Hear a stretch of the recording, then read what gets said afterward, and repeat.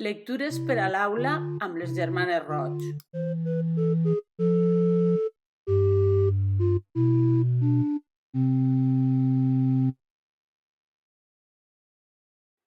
Animals de séquia.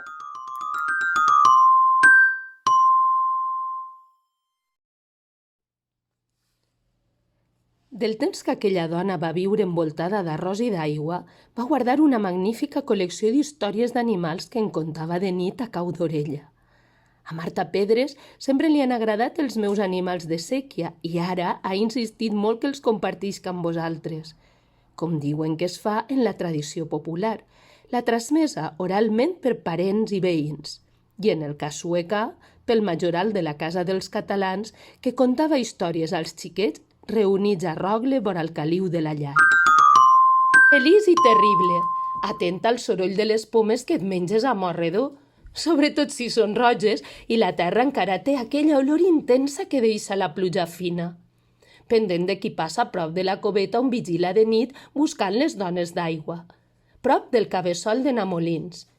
És un animalet maltractat per la llengua de les dones, de les males dones, les que no volen que isques a mirar la lluna perquè les llums blanques mostren coses que el sol amaga.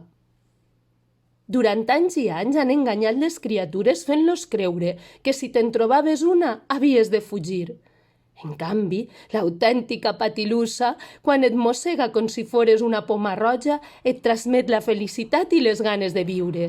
Amb eixes galtes i el seu somriure, que penseu que pot amagar. Totes les rondalles que heu escoltat pertanyen al molí de Matada.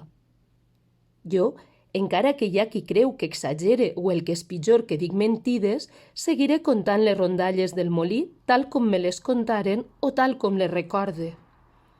Però segurament haureu d'esperar que torni a passar per ací per a sentir-les i promet que us les explicaré, encara que hi ha secrets que mai, mai, mai no s'han de contar.